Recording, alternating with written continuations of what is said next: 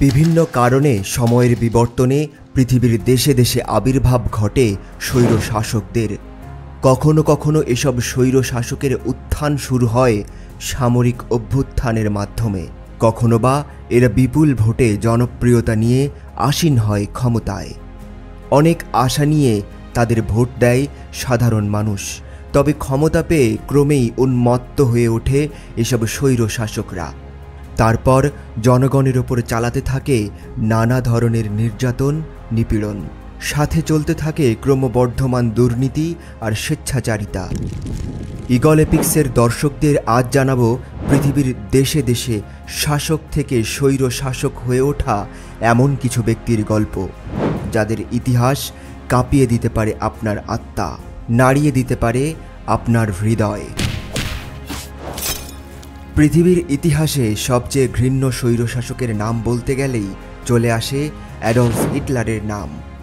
অনেকেই হয়তো জানেন না, জনগণের প্রত্যক্ষ বিপুল পরিমাণ ভোটে জয়ী হয়েই ক্ষমতায় আসেন তিনি।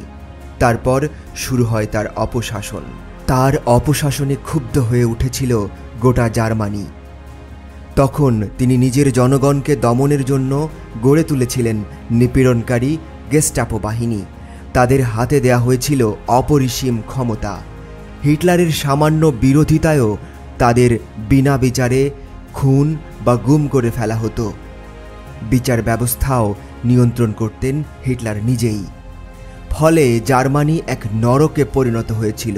এই হিটলারের দম্ভ ও লোভের কারণেই বেঁধে গিয়েছিল বিশ্বযুদ্ধ, যে যুদ্ধে সারা পৃথিবীতে প্রায় 6 কোটি লোক প্রাণ হারিয়েছিল। তখন হিটলারকে ধরার জন্য জার্মানবাসী ও সারা বিশ্ব একাট্টা হয়ে অভিযান পরিচালনা করেছিল। সে সময় পালানোর আর কোনো পথ ছিল না তার সামনে। শেষ পর্যন্ত এক অন্ধকার গুহায় আশ্রয় নিয়েছিলেন তিনি। সেখানেই তার মৃত্যু হয়। পরিণতিতে জার্মানি দ্বিধাবিভক্ত হয়ে পড়েছিল। ধ্বংস হয়ে গিয়েছিল জার্মানি। সেই ধ্বংসস্তূপ থেকে উঠে দাঁড়াতে জার্মানির দীর্ঘ সময় লেগেছিল। আর স্বৈর শাসক হিসেবে হিটলার এখনও সমগ্র পৃথিবীব্যাপী ঘৃণিত একটি নাম। সাম্প্রতিককালে ইরানে এসেছিলেন আরেক স্বৈর শাসক, রেজা শাহ পাহলভি। পিতার কাছ থেকে ক্ষমতা গ্রহণ করে তিনি ইরানে নির্বিচার স্বৈর শাসন চালাতে শুরু করেন। ইরানের ইসলামিক সমাজে তিনি ক্রমেই পশ্চিমা ধাঁচের সংস্কৃতি ও জীবনাচার প্রতিষ্ঠা করতে শুরু করেন। কিন্তু তার এই নীতি তেহরানে বল প্রয়োগের মাধ্যমে যতটা কার্যকর করা গিয়েছিল, তেহরানের বাইরে তা মোটেও প্রভাব বিস্তার করতে পারেনি। তেহরানে নারীদের জন্য পশ্চিমা ধাঁচের পোশাক আশাক বাধ্যতামূলক করে দেন তিনি। ইসলামের বিধান, পর্দার কোনো বালাই ছিল না তাদের মধ্যে। ইসলামী মূল্যবোধের তেহরানে তিনি চালু করেন সুইমিং পুল এবং ডিস্কোথেক। শুধু তাই নয়, অনিয়ম আর দুর্নীতি করে তিনি গড়ে তুলেছিলেন সম্পদের পাহাড়। হিটলারের গেস্টাপো বাহিনীর মতো রেজা শাহ গড়ে তুলেছিলেন সাভাক বাহিনী। কেউ তার বিরোধিতা করলে এই গুপ্ত বাহিনী তাকে খুন বা গুম করে ফেলত। ফলে রেজা শাহের শাসন ইরানিদের জন্য ছিল আতঙ্কের নাম। ইরানের ধর্মপ্রাণ মানুষ ভেতরে ভেতরে ফুঁসে উঠছিল। তাদের নেতা ছিলেন আয়াতুল্লাহ রুহুল্লাহ খোমেনি। শাহের নির্যাতনে তিনি ফ্রান্সের এক গ্রামে গিয়ে আশ্রয় নিয়েছিলেন। সেখান থেকে ইরানবাসীর করণীয় সম্পর্কে নির্দেশনা দিতে থাকেন। সে নির্দেশনা স্ফুলিঙ্গের মতো গোটা ইরানে ছড়িয়ে পড়তে থাকে। আয়াতুল্লাহ খোমেনির ডাকে ইরানে বিপ্লব দানা বাঁধতে শুরু করে। শেষ পর্যন্ত গোটা ইরান শাহের শাসনের বিরুদ্ধে ফুঁসে ওঠে। 1949 সালে রেজা শাহকে হত্যার একটি পরিকল্পনা ব্যর্থ হয়ে যায়। এরপর রেজা শাহ যুক্তরাষ্ট্রকে বোঝান যে ইরানে মার্কিন স্বার্থ রক্ষায় তার কোনো বিকল্প নেই। 70-এর দশকের মাঝামাঝি সময় থেকে রেজা শাহ ক্রমেই জনগণের প্রতিরোধের মুখোমুখি হতে থাকেন। সাভাক বা তার অনুগত লোকজন দিয়েও তার শেষ রক্ষা হয়নি। 1979 সালে আয়াতুল্লাহ খোমেনির ডাকে ইরানে বিপ্লব ঘটে যায়। শাহ তখন একটি বিমানে করে তার পরিবার পরিজন নিয়ে কোনো দেশে আশ্রয়ের জন্য ঘুরতে থাকেন। প্রথমে তিনি যান বাহামায়, সেখান থেকে যুক্তরাষ্ট্রে যান আশ্রয়ের জন্য। তখন ইরানের ছাত্র জনতা তেহরানের মার্কিন দূতাবাস ঘেরাও করে 50 জন মার্কিনীকে জিম্মি করে ফেলে, আর ওই 50 জনকে 444 দিন আটকে রাখা হয়। যুক্তরাষ্ট্র তখন তাদের দেশ থেকে সরিয়ে দেয় এই স্বৈর শাসককে। শাহ চলে যান মিশরে।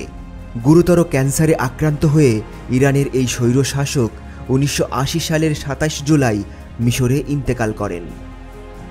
ফ্রান্সিসকো ফ্রাঙ্কো বাহামন্ডে একজন স্প্যানিশ সামরিক জেনারেল, যিনি 1939 থেকে 1975 সাল পর্যন্ত স্পেনে একজন স্বৈর শাসক হিসেবে কৌডিলো উপাধি গ্রহণ করেন। স্প্যানিশ ইতিহাসের এ সময়কাল সাধারণত ফ্রাঙ্কোইস্ট স্পেন বা ফ্রাঙ্কোবাদী একনায়কত্ব হিসেবে পরিচিত।